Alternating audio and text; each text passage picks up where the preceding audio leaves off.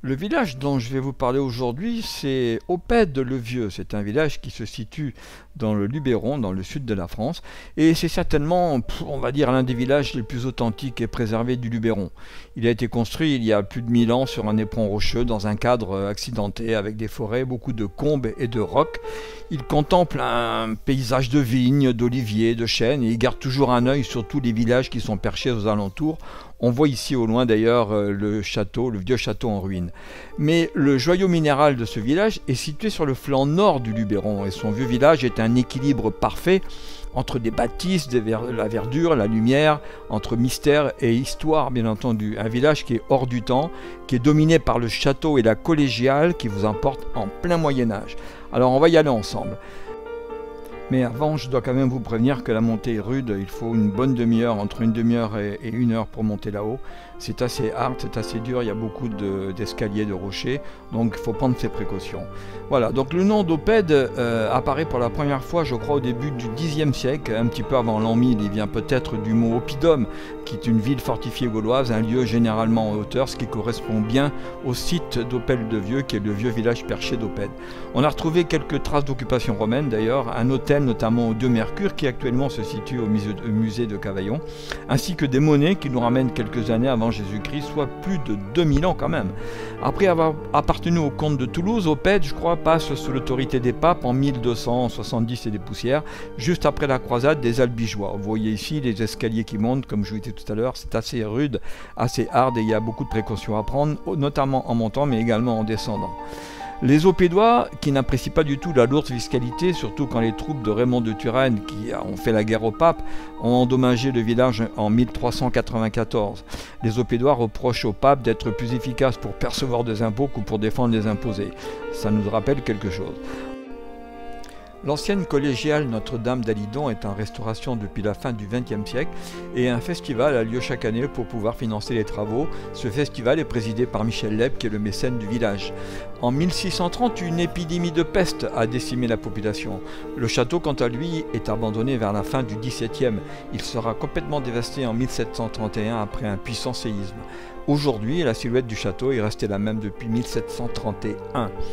En 1941, un petit groupe d'une quarantaine d'étudiants en architecture et en peinture des beaux-arts s'installe dans le prieuré appartenant au photographe Alexei Brodovitch.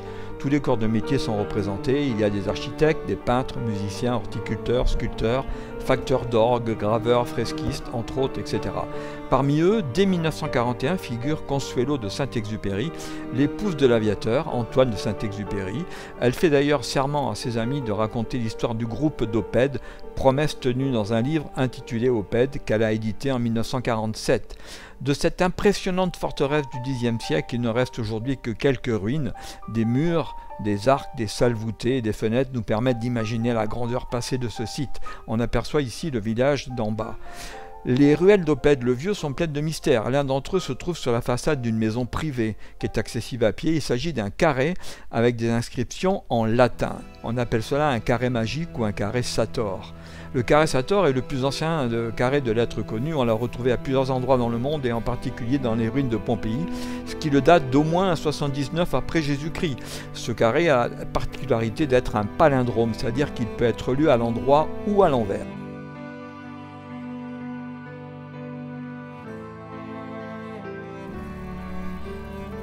Comme vous voyez, le temps semble s'être arrêté dans ce bourg qui est à moitié abandonné. Perché sur un contrefort du Luberon, Oppède-le-Vieux est une jolie pépite qui se visite à pied. Pas de voiture donc dans les petites ruelles pentues qui rejoignent les ruines du château, mais un passé oublié qui se découvre au fil des maisons en pierre que l'on aperçoit ici. Vous laissez votre voiture sur le parking en bas du village et vous suivez le chemin qui vous mène à travers les anciennes terrasses Sainte-Cécile. Ce sont des jardins paysagers qui sont composés de plus de 80 espèces rustiques, des plantes herbacées, des arbustes et des arbres du Luberon. Une jolie balade donc qui vous mène jusqu'au pied du village.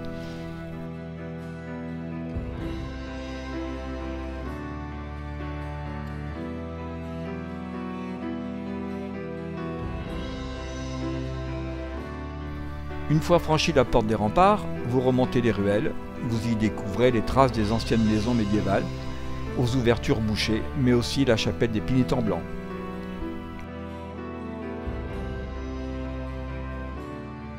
Vous avez l'impression que toute la Provence s'étale devant vous. Quelle que soit la saison, le ciel est bleu et vous apercevez les montagnes du Vaucluse et le mont Ventoux. Et oui, c'est silencieux et c'est tellement envoûtant. Le château d'Opède-le-Vieux a été convoité par les Assyriens, les Égyptiens, les Perses, les Grecs, les Romains, les Arabes, les Ottomans, etc. Et j'en oublie certainement, qui ont tour à tour fait main basse sur leur forêt et qui se sont très très vite trouvés dépouillés. Aujourd'hui, Opède-le-Vieux, le château, le village, tout ça appartient à ses habitants, on va dire. Je vous souhaite une bonne visite, une bonne balade et à bientôt.